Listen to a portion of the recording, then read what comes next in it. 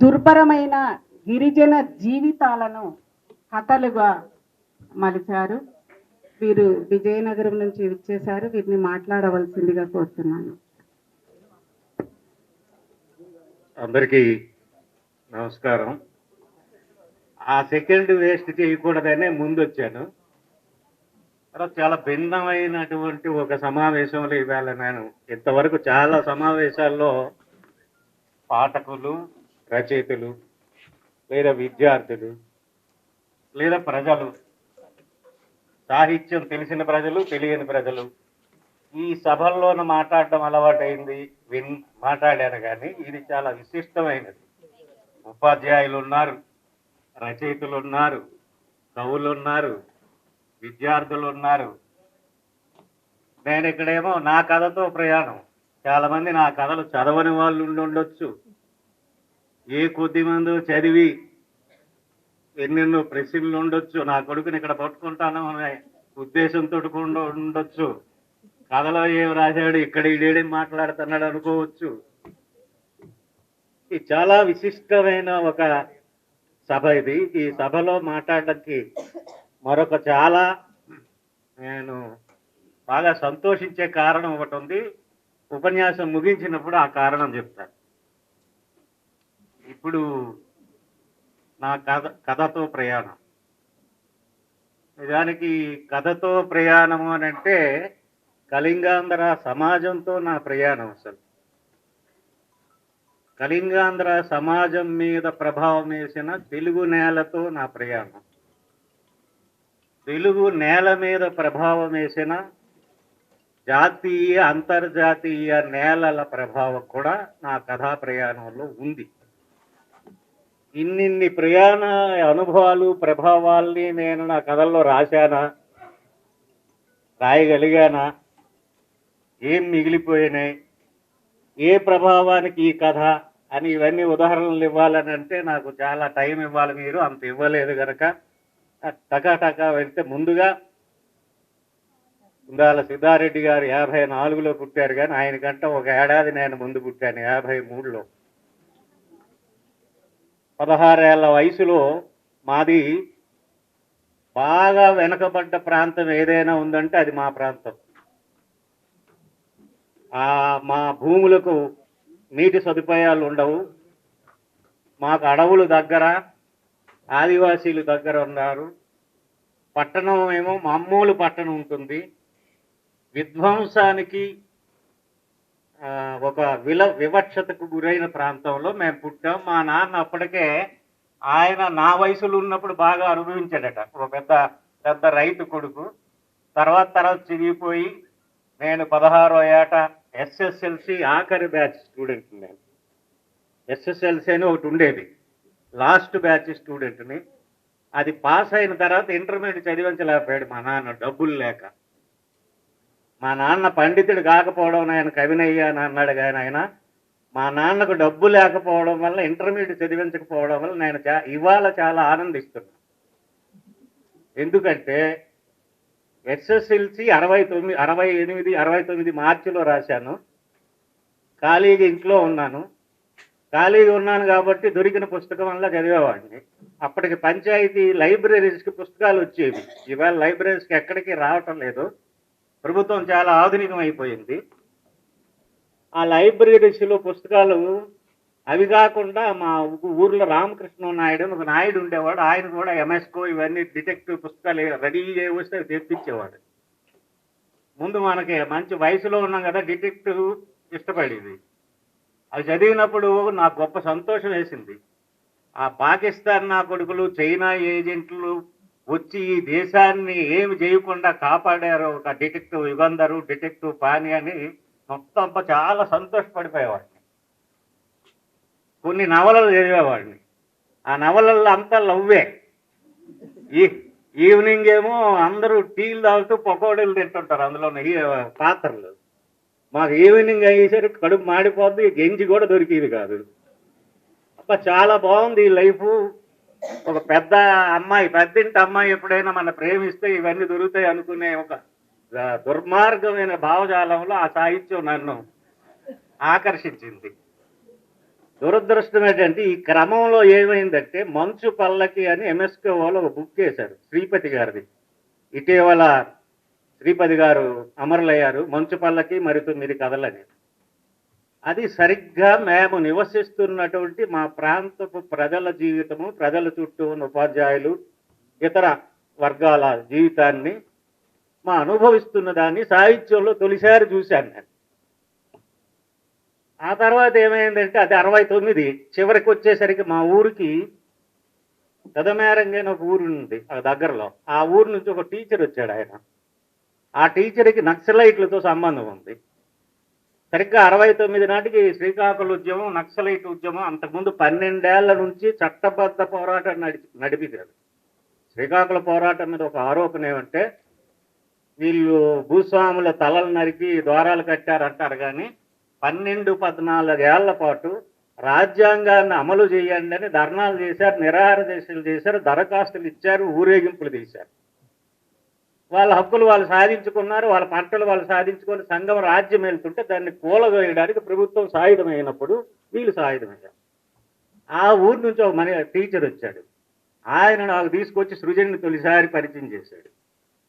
తర్వాత భూషణం గారి కథలు పరిచయం చేశాడు. అవి చదివిన తర్వాత చాలా గొప్పగా ఉన్నాయని అంటే కొన్ని సాహిత్యం ఖచ్చితంగా మనిషిని ఎటో ఒకవైపు వరుస్తుంది. డిటెక్టివ్ సాహిత్యం, ప్రేమ సాహిత్యం, సెక్స్ సాహిత్యం చదివితే అటెళ్ళు, ఈ లెఫ్ట్ సాహిత్యం చదివేసరికి నేను ఇటు వచ్చాను. అక్కడ జననాట్య మండలి ప్రోగ్రాంలు వేయించడం, రైతు కూలీ సంఘాలు పెట్టడం, ఇవన్నీ పెడితే ఒక బహుమతి ఏమొచ్చిందంటే ఒక కుట్ర కేసు పెట్టారు మా మీద.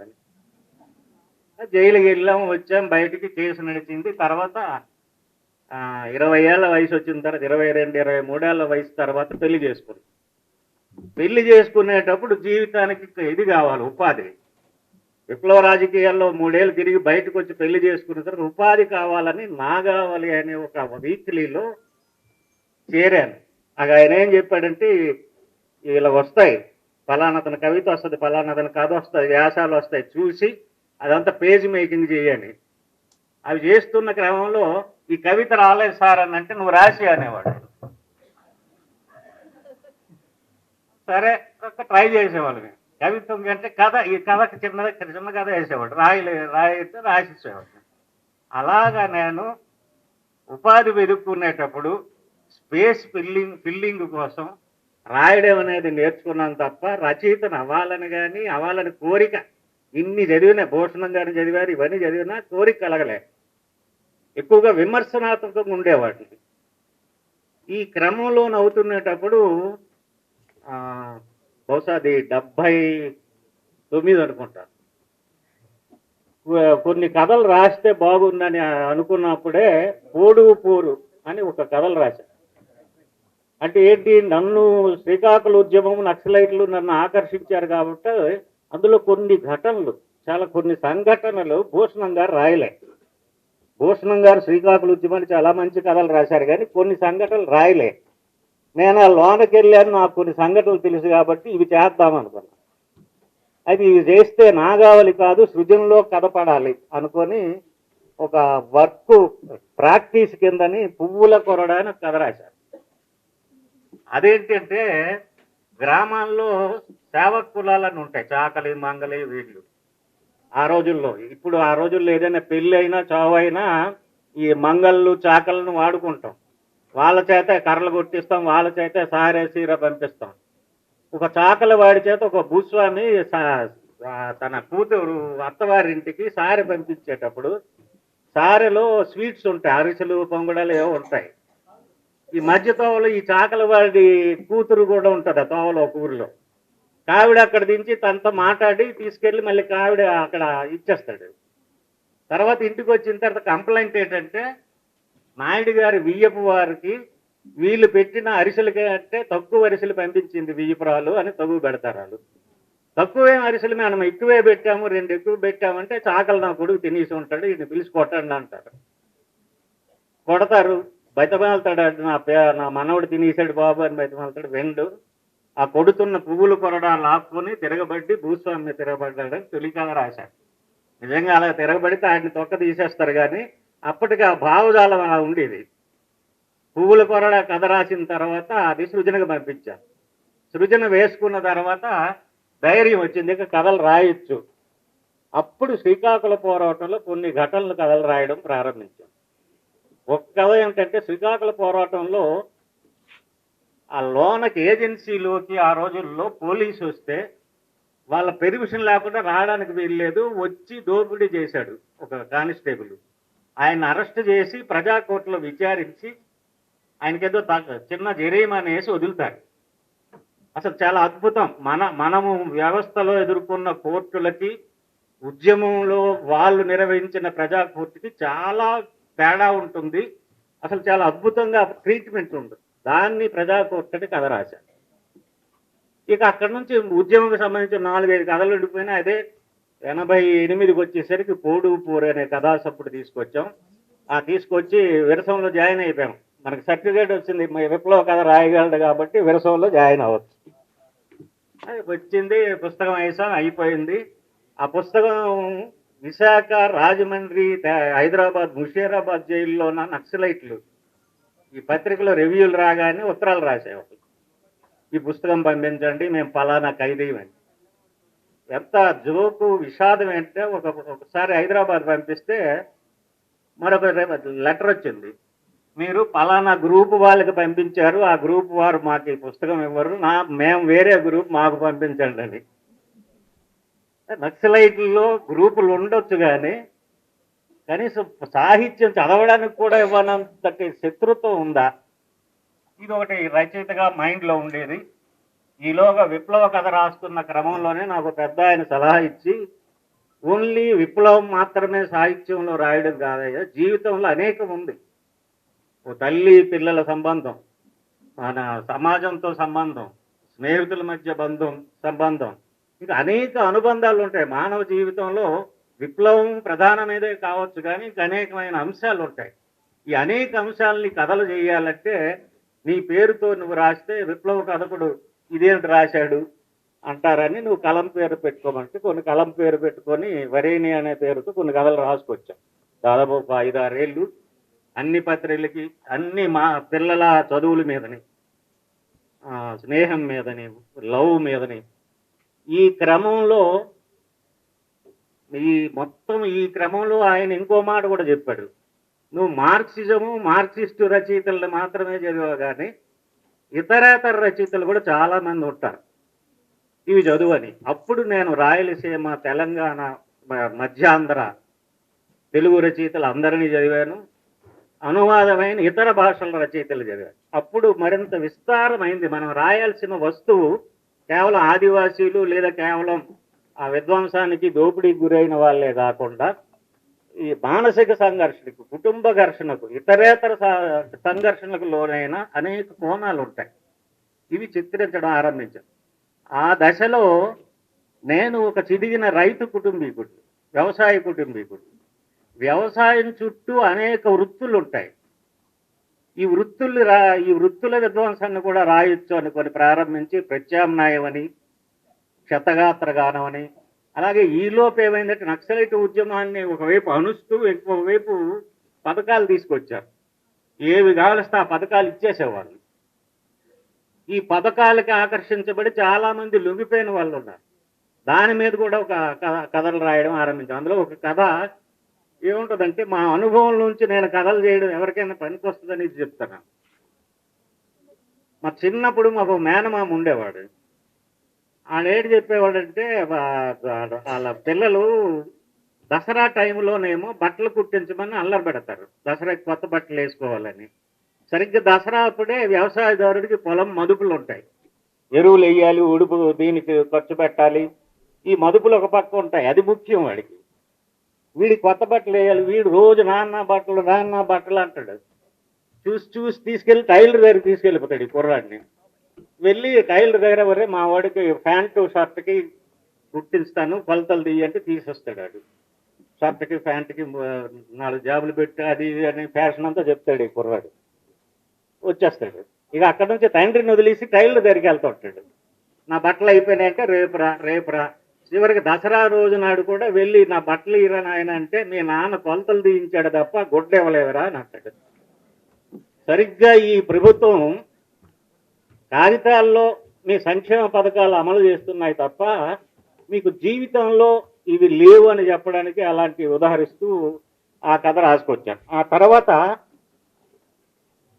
ఈ నిర్బంధము ఇవన్నీ గ్రూపులు చీలిపోయిన తర్వాత ఎక్కువ జరిగింది. ఈలోగా 90లు వచ్చి ఎల్పిజి రావడం, ఈ ప్రపంచీకరణ రావడం, చిన్న చిన్న పట్టణాలు కూడా పెద్ద మాల్స్ రావడం, ఆ పెద్ద మాల్స్ వలన చిన్న వ్యాపారాలు చిదిగిపోవడం, అలాగే మామూలు అరువులు అప్పులు ఇచ్చి చాలామంది అనేక వృత్తులు చేసే వాళ్ళు ఉంటే వాళ్ళు చిరిగిపోవడం, ఈ విధ్వంసాన్ని రాసుకొచ్చాం. అలాగే మా ప్రాంతానికి ఏంటంటే అప్పటికే మా భూములకి నీళ్లు లేవు, మా భూములకి కరెంట్ లేవు, మా పంటలకు ధరలు లేవని మేము ఏడుస్తుంటే ఈ మధ్యాంధ్ర నుంచి కృష్ణా గుంటూరు జిల్లాల నుంచి ఇక్కడ ఒక ఎకరా అమ్ముకుంటే అక్కడ ఒక 20-30 ఎకరాలు వస్తాయి. ఇక్కడ ఎకరా ₹1 కోటి అంటే ఆ ₹1 కోటితో అక్కడ 20 ఎకరాలు కొనొచ్చు. ఒక 20 ఎకరాలు కొనేసి పామాయిల్ తోటలు వేసేసి బోరింగ్లు వేసుకొని బ్రహ్మాండం పంటలు పండించేసి వచ్చారు. ఈ కొత్తగా వచ్చిన వాళ్ళ వలన జరిగిన విధ్వంసం, అట్నుంచి పరప్రాంతం వాళ్ళు వచ్చిన విధ్వంసం, దాన్ని షా అనే ఒక కథ. ఇవాళ విశాఖపట్నం మొత్తం ఆక్రమణ అయిపోయింది. కళింగాంధ్ర పట్టణం కాదు అది. మీరు హైదరాబాద్ గురించి ఏడ్చారు కానీ కళింగాంధ్రలో విశాఖపట్నం ఎంపీ ఎవరంటే గుంటూరు కృష్ణా జిల్లాల వాళ్ళు. విశాఖపట్నంలో 3-4 ఎమ్మెల్యేలు ఎవరు అవుతారంటే వాళ్ళు. ఈ మార్పులు చిత్రించడానికి షా అనే ఒక కథ రాశారు. అదేంటంటే జంజావతి అనే ఒక నది నీళ్ళని ఆ జంజావతి ప్రాంతంలో ఉన్న రైతులకు కాకుండా విశాఖపట్నంలో ఉన్న పరిశ్రమలకి, కాలేజీలకి, వైద్యశాలలకి ఇవ్వాలని ఆ జంజావతి పరిశ్రమని తగ్గించి చివరికి వాళ్ళ ప్రయోజనంగా ముగిస్తారు. దాన్ని ఎదుర్కొని రాసేటట్టుగా అది రాసుకొచ్చారు. ఇంకా తర్వాత టైం ఉందా? ఈ క్రమం నుంచి వస్తునేటప్పుడు ఆ పరప్రాంత వలసల కంటే ఇవాళ చాలా ప్రమాదకరం ఏంటంటే కార్పొరేట్లు. ఈ దేశాన్ని కాషాయీకరణ, కార్పొరేటీకరణ పెను ప్రమాదాల్లో ఉన్నాం మనం. మాకు కార్పొరేటీకరణ తెలంగాణ కంటే మా మీద ఎక్కువ ప్రమాదం ఏంటంటే మాకు అద్భుతమైన విలువైన అడవులు ఉన్నాయి.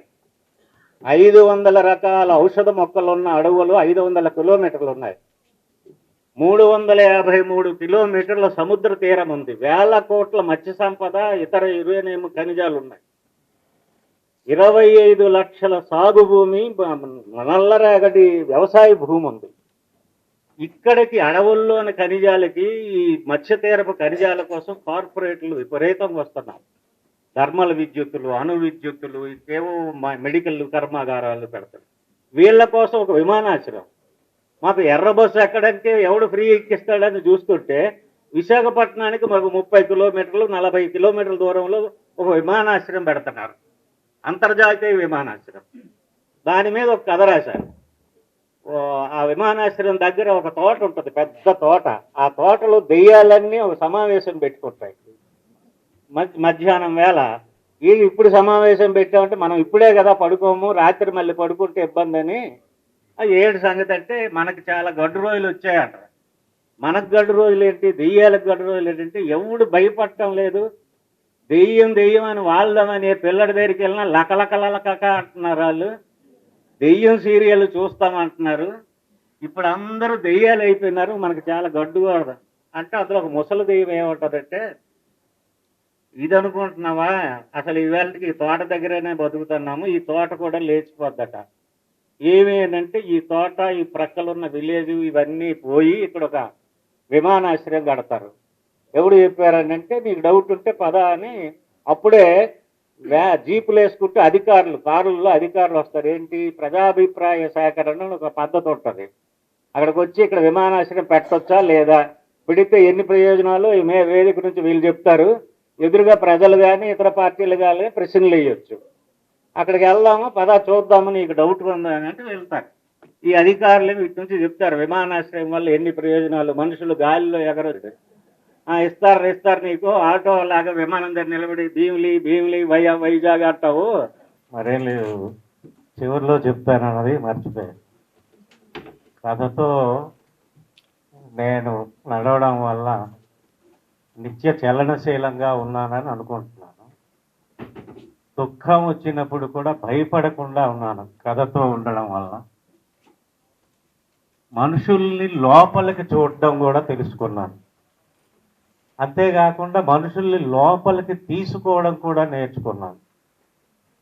అంతకంటే గొప్పది ఏంటంటే ఇంటర్మీడియట్తో చదువు ఆగిపోయిన నాకు ఉస్మానియా యూనివర్సిటీ వాళ్ళు 91-92లో 1 టైం సిట్టింగ్ BA డిగ్రీ చేయొచ్చని 1 సిట్టింగ్లో ఒక అవకాశం ఇచ్చారు. ఉస్మానియా యూనివర్సిటీ వాళ్ళ డిగ్రీ నేను పొందాను. BA 13 రోజులు ఇక్కడ పరీక్ష రాసి BA సర్టిఫికేట్ ఈ యూనివర్సిటీ నుంచి పొందాను. అది యూనివర్సిటీకి తెలియదు కానీ కథకుడుగా నన్ను ఈ యూనివర్సిటీ పిలిపించినందుకు ఇది విశేషంగా భావించి ఆ వార్తను